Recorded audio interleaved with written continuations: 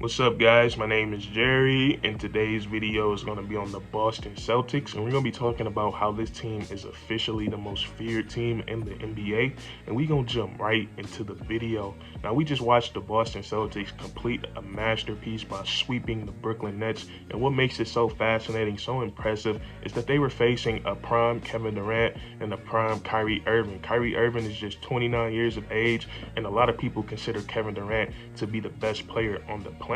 And when we look at this series, a lot of NBA experts, they had it going 7 games. Some of them favored the Brooklyn Nets, and the Boston Celtics just came out and dominated, and they swept these guys.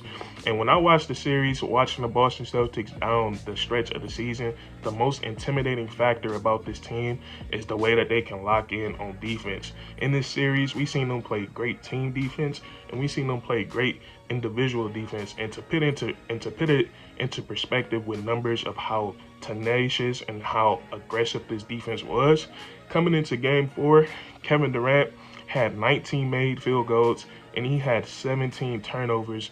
And this is Kevin Durant we're talking about. Game 1, 6 turnovers, game 2, 6 turnovers, game 3, 5 turnovers, and with those 3 games combined, only 19 made field goals. So Coach Udoka, his game plan was elite. It was simple, but it was elite. He told his guys to make anybody not named Kevin Durant beat us, and he followed that game plan up to a T. And it's really impressive because when you have a game plan like that, you guys got to understand how locked and how disciplined and how focused you have to stay to just say keyed in on one guy. And the Boston Celtics did a great job of that. Everywhere Kevin Durant went, no matter if he had the ball, no matter if he didn't have the ball, he was always seeing 2 guys. It was always 2 guys being physical with him. The whole team had eyes on him, and they did a great job. He coming off the pick and roll. Most of the time he got trapped and double teamed, and that led to a turnover or a bad shot or just him getting the ball out of his hands. And we all know that Kevin Durant loves that top of the elbow ISO. And a lot of the times Kevin Durant, he would try to be patient. He would jab, step, use his triple threat. And as soon as he put that ball on the floor, we saw 3-4 Boston Celtics jerseys right there waiting for him. And like I said, it led to a turnover, or it led to a bad shot, or it led to KD getting rid of the ball. And also coming off screens, bumping them, pushing them, being physical with them.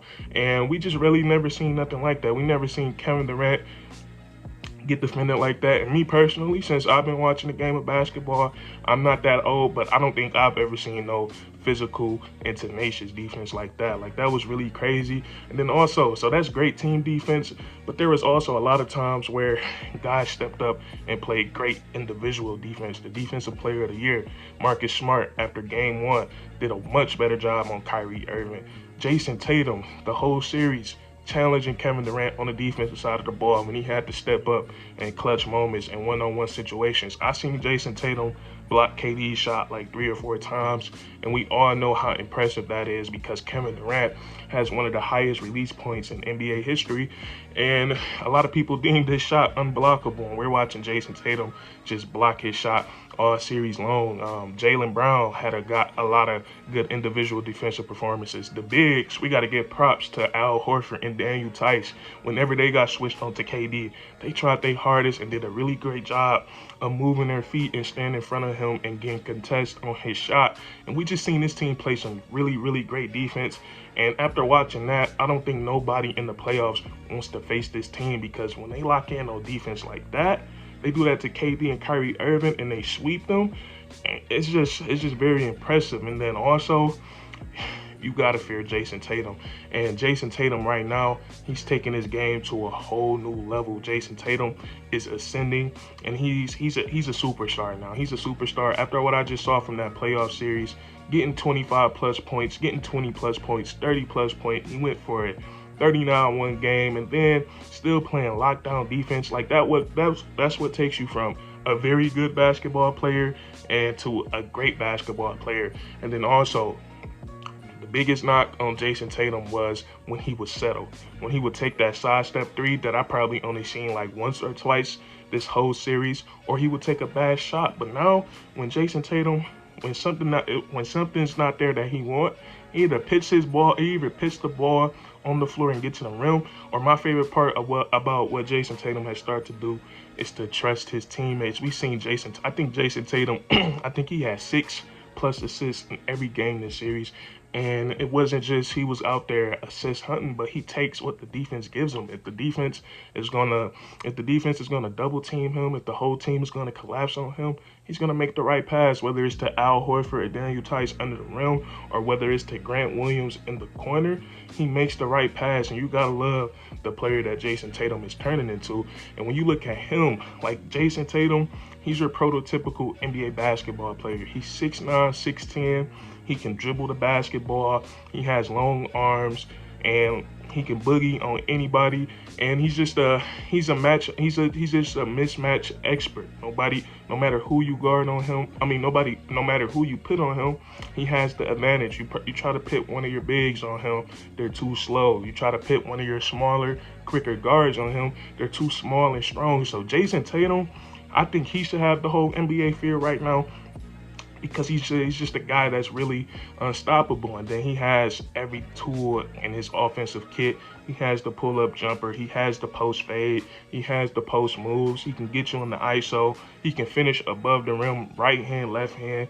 And Jason Tatum just has the total package. And then he has the perfect counter partner to go along with him, Jaylen Brown, another defensive wing.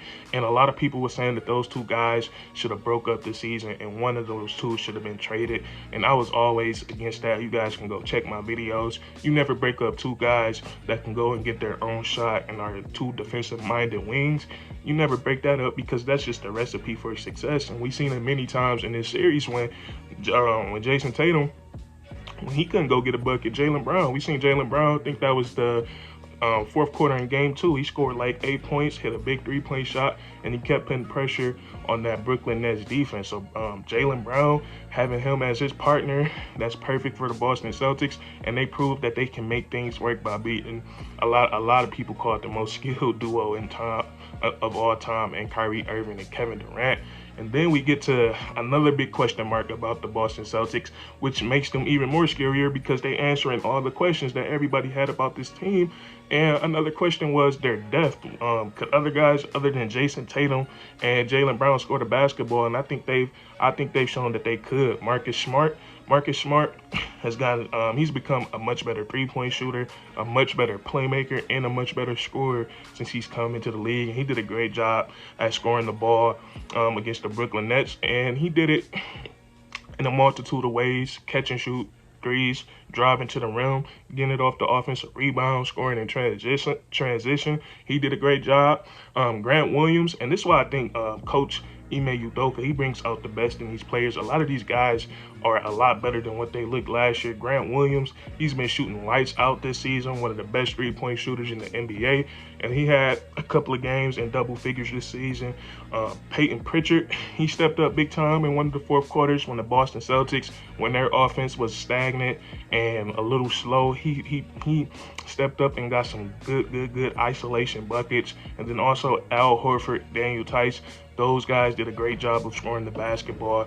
And this Boston Celtics team is just looking really elite right now. But when you factor everything in, that tenacious and aggressive defense, Jason Tatum, the superstar that he's turned into during these playoffs, and then Jaylen Brown as his counter partner, and then you have all these solid role players. Like, the Boston Celtics, to me, should be the most feared team in the NBA, and nobody should want to face this team in the playoff series. But that's going to be it for this video. If you enjoyed, leave a like, comment down below if you think the Boston Celtics are the most feared team in the NBA. And if you enjoyed, subscribe for more weekly content. We do this all the time, man. And that's curtains.